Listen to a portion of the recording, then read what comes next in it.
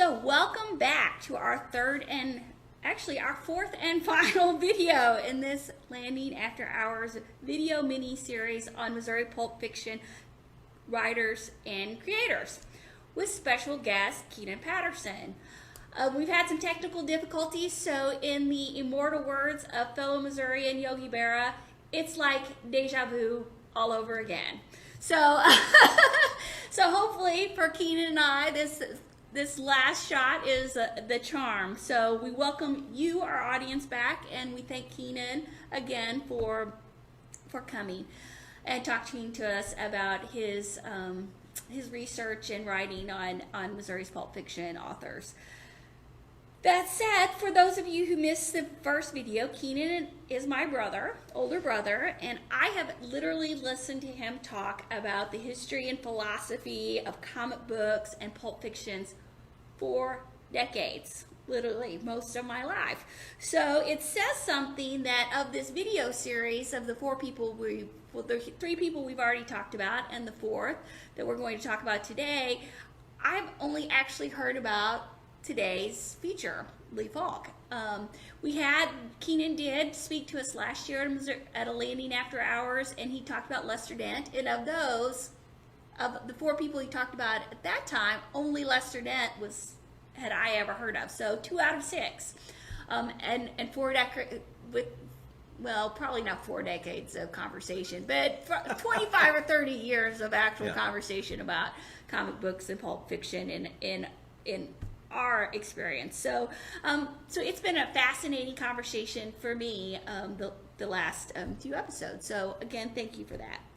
So that said, we are talking about probably of the four, the one most likely that some people have heard of today, and that is Lee Falk. And so, Keenan, could you tell us a little bit about Lee?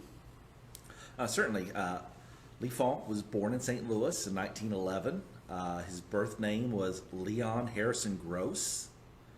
His parents divorced when he was quite young, about 2 years old, and his mother, Eleanor, remarried a man named Albert Falk Epstein.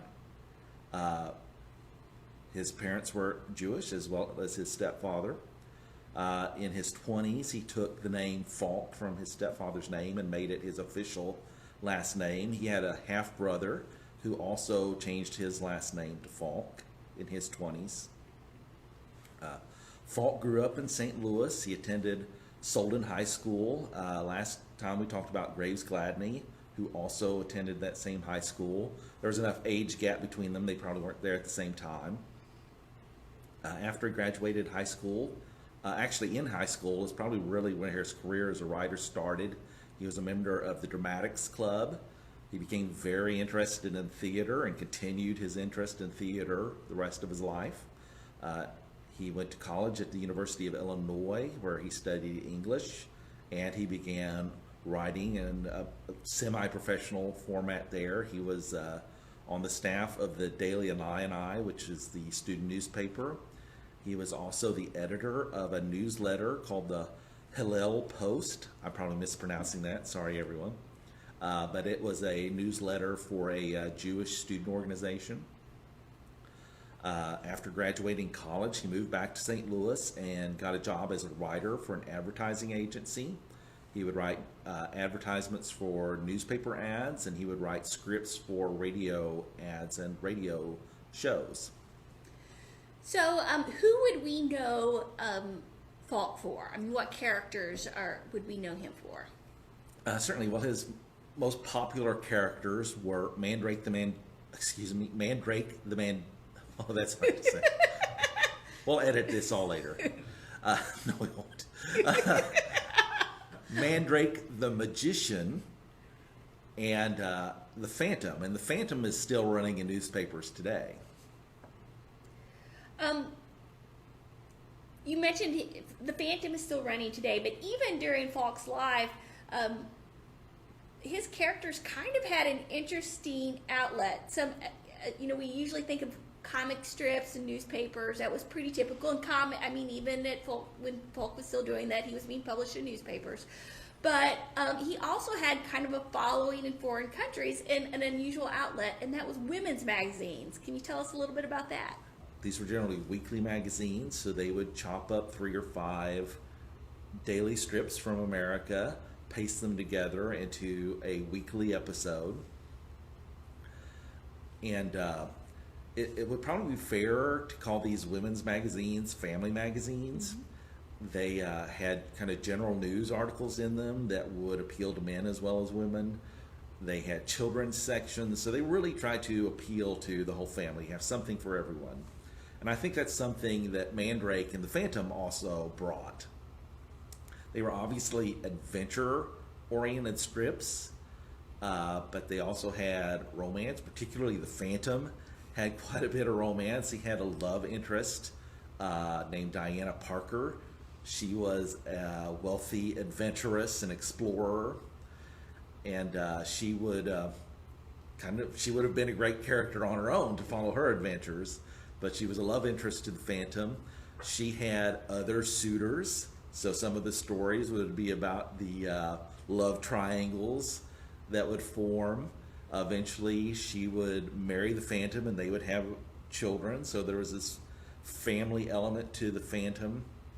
Actually, even before, the Phantom is this character who's supposed to live for centuries, but in reality, the mantle of the Phantom is passed from father to son, to the oldest child in every generation.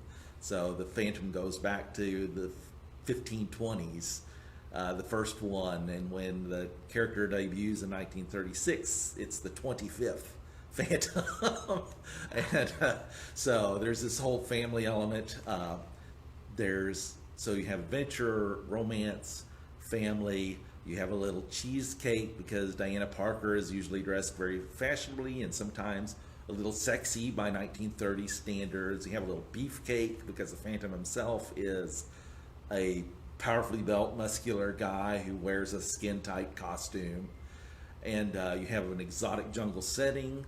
Jungle stories were really popular at the time in pulp magazines and later in comic books. So there was something for everybody in the family, from dad, mom, all the kids, to read in the Phantom. And in that regard, they were a good fit for these magazines. So several of the Missourians we've talked about who were successful in pulp fiction also had experience in various wars. Joel Townsley Roger was a flight instructor for the Navy during World War I. Graves Gladney was a gunnery instructor and also was involved in several major battles in France and Germany during the war, including the Normandy invasion. Lee Falk also had some involvement in World War II, but his involvement, at least in the beginning, was a little bit different than other writers' experience. So could you tell us a little bit about his involvement? Certainly. So he was a writer, obviously, an advertising writer, but also he'd been writing for radio. And at the beginning of the war, he was the director of propaganda for KMOS radio in St. Louis. That was not an odd thing for someone to be in those days. He was recruited to what was called the Office of Facts and Figures. That was later rolled into the Office of War Information. He was the assistant chief of the Foreign Language Division. Back in those, and still today, America has large immigrant communities, and in those days it was fairly common for there to be radio broadcasts in foreign languages. And so there were large German and Italian language radio broadcasts, and obviously since America was entering a war with Germany and Italy, the government was very interested in what was going on in those broadcasts to see what those broadcasters were saying about the war and about the Nazi and fascist governments overseas. And so that was part of what Lee Falk did, was monitoring those stations. He also wrote foreign language messages to be broadcast on those stations.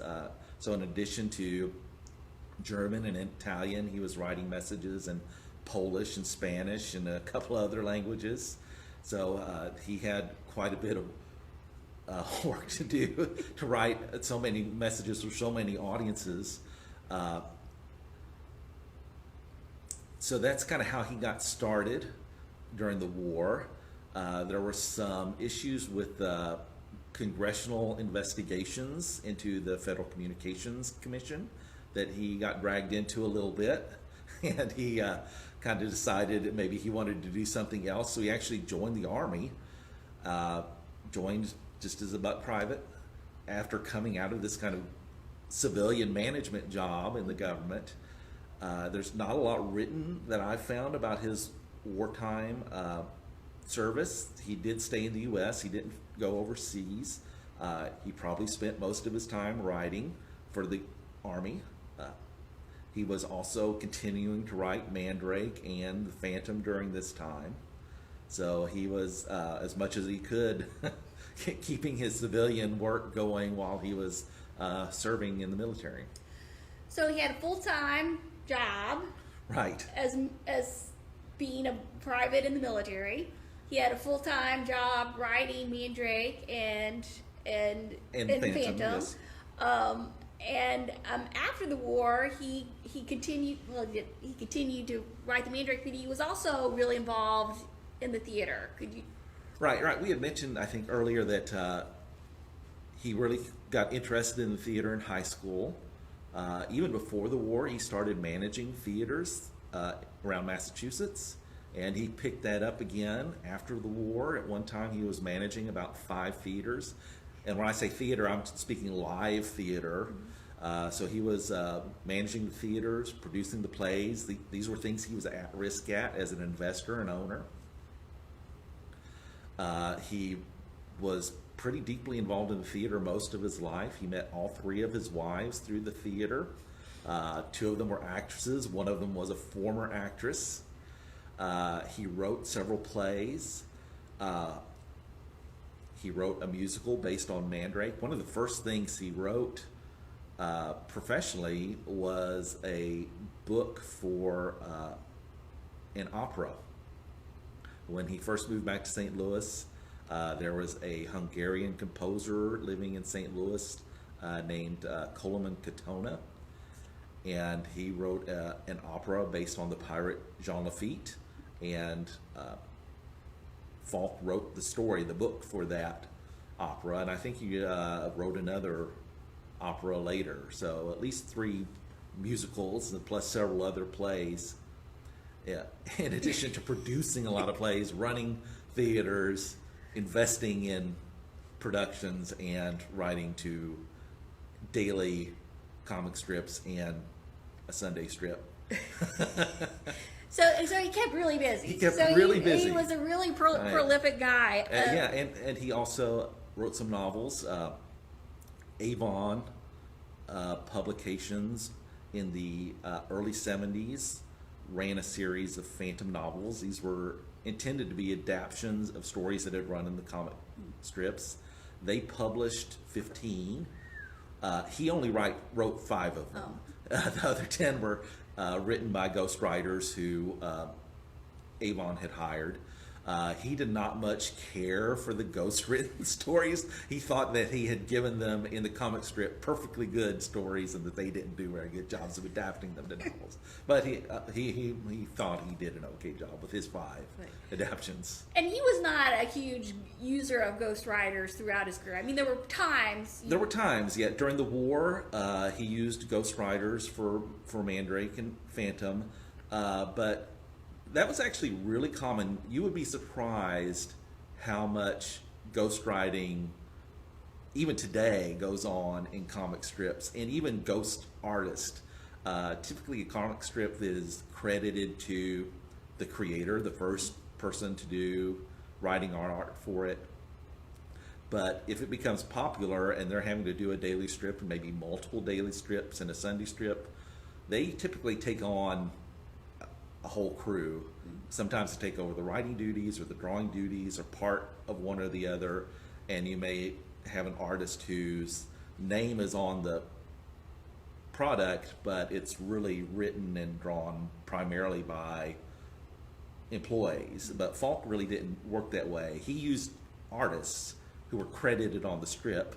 Actually, his first artists for Mandrake and the Phantom were both from St. Louis, even though he had moved on and was working mainly out of New England by then around the theaters as a writer. But so he was writing the two strips, and then he was using artists who were being credited for their work on the strips. And the ghostwriters obviously did not get credited during his war years or for the Avon novels, but that was actually pretty common, and he used ghosts probably a lot less than was typical for comic strip writers.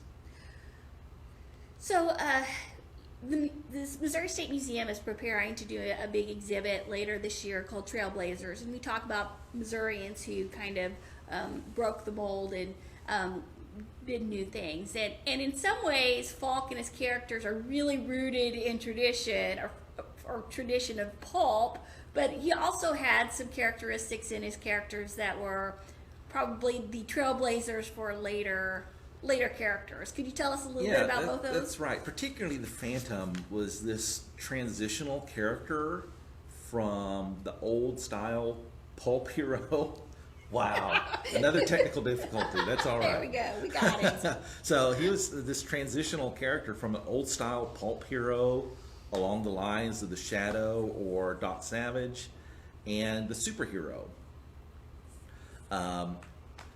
He made his debut in 1936 in tights and trunks that we associate with superheroes, your long pajamas kind of characters, and that was 2 years before Superman premiered in 1938, also in tights and trunks.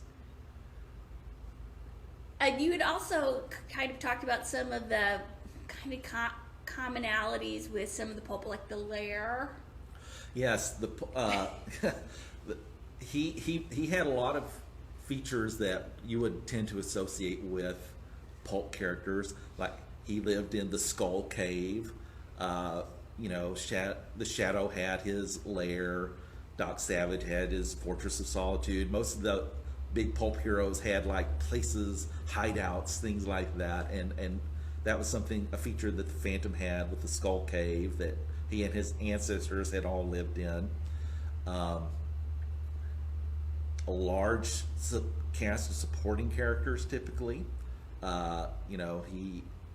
He lived in a jungle, and there was a tribe that lived with him. There were various nations around him that he interacted with, plus his love interest with Diana Parker, and eventually their children, and all of his ancestors that they would sometimes go back and do stories about.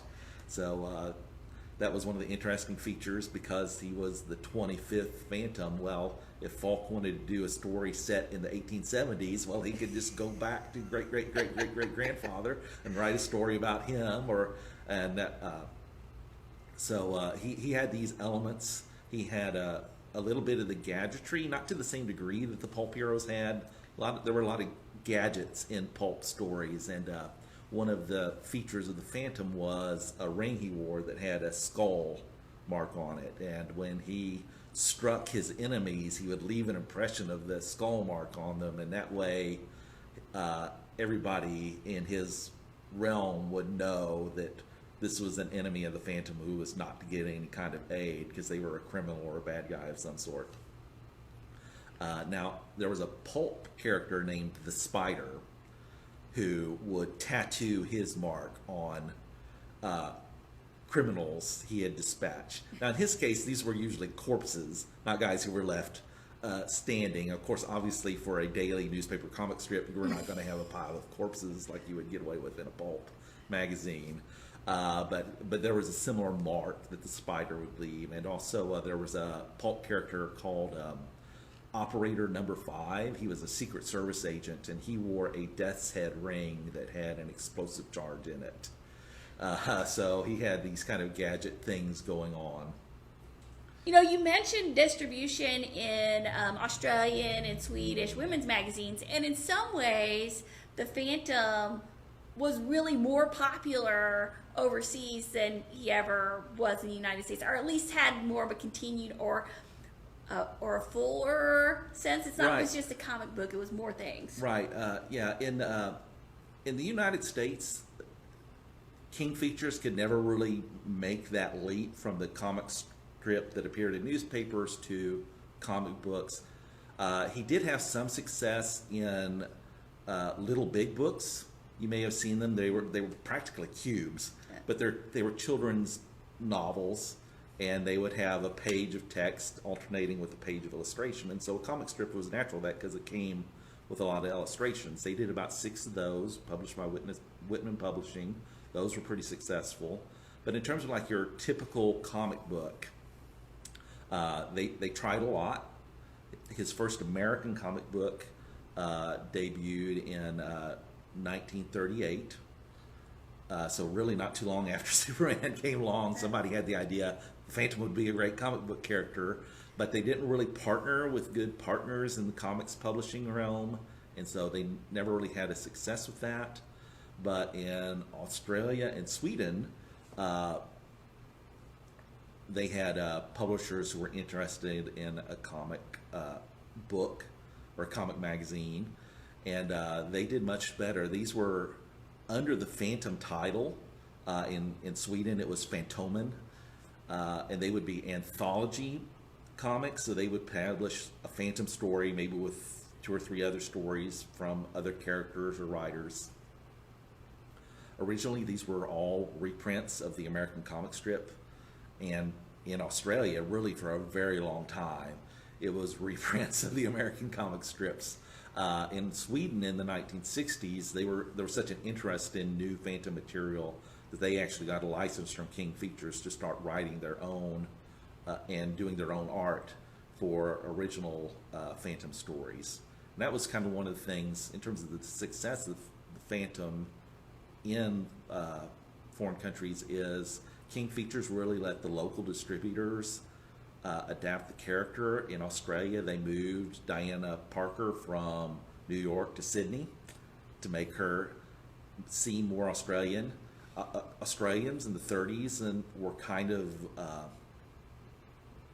resistant to foreign media. They wanted like a real strong Australian media, but quite frankly, in that time frame, outside of the United States, nobody really had a grasp on how to do comic strips and how to write them and how to draw them and make them work. There were cartoons before American comic strips, but the comic strip was really an American media, and if you wanted to do it well, you almost had to go to America to find people to do it for you. And the same in Sweden, they would adapt the character to make it more suitable. The Australians liked the old 30s era Phantom because he was very traditional, and his strips were kind of uncritical of colonialism. Obviously, you have this white guy who's ruling over an African or Indian territory, and they never really dug into that in the 30s. Though later they would kind of Falk would try to present those native characters much more sympathetically and fully and put them in leadership roles. But in the 30s, that wasn't so much the case. And Australia was a very conservative culture in those days. And so they kind of like that. When Sweden began to write their own stories, it was a more liberal country. So they put a little more liberal spin on the character and tried to feature those minority characters more. So that local adaptation also kind of helped the Phantom be a popular character locally, as well as being in comic books that weren't just Phantom oriented, but really with anthologies with a lot of things that people would be interested in. The Phantom in Sweden is interesting to me because, in the United States, the only characters that have kind of gone on to be standalone in an entertainment, active entertainment way is the Disney characters in Disneyland. Right. And granted, there's some movies, but they're kind of like a bunch of movies in one place instead of standalone. But in Sweden, Fantomen, or however you say it, had his own kind of place. Yes, there was a zoo in, and I may mispronounce it, but Eskilstuna, Sweden, that had what they called Fantomenland, and it was a reproduction of an African village, plus some of the things from the comic, like the Skull Cave in particular. You could go have your picture taken at the Skull Cave, and it was quite popular. It started in, I think, 1986 and continued running to about 2009.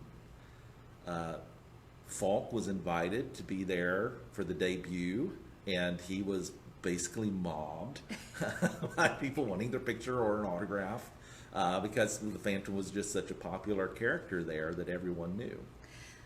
And Lee really had a really long career with Phantom. I mean, yes, he started writing the Phantom in 1936, and he published it till he died in 1999. And the last two stories he was working on were finished by his wife at the time, Elizabeth. And even today, even though he himself has died, his character... Right, the Phantom is still published. The Swedish publisher of the Phantom kind of took over the writing and drawing.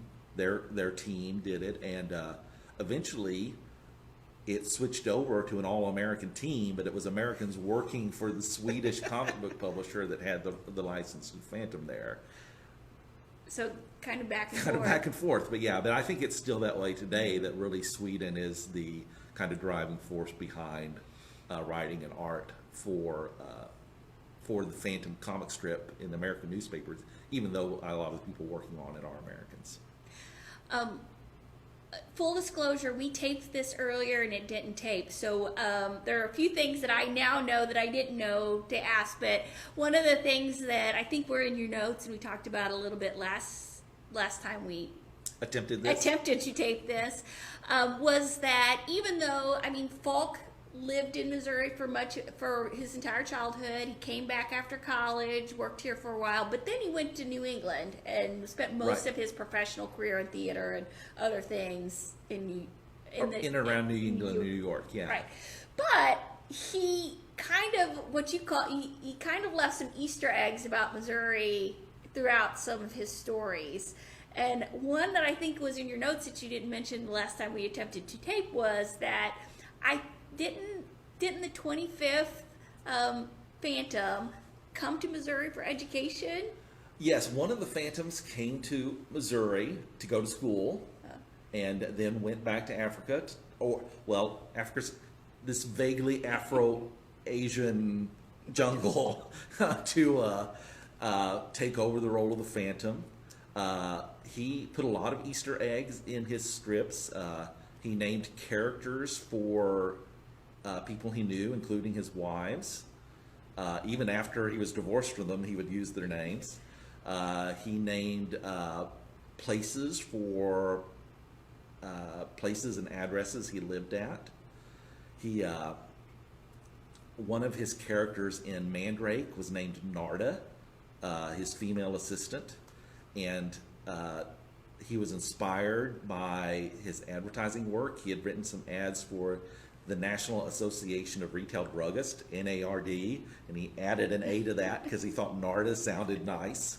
So yeah, his strips were full of little like personal touches like that of things he knew and people he knew. With that said, I want to thank you again for coming and talking about these four Missouri writers and illustrators who kind of gained fame in the pulp fiction genre. Do you have any parting thoughts on the pulp creators or characters you've talked about during this miniseries? Yeah, a couple of things. One is, I think it's just worth looking into the lives of folks like this, historical people, and seeing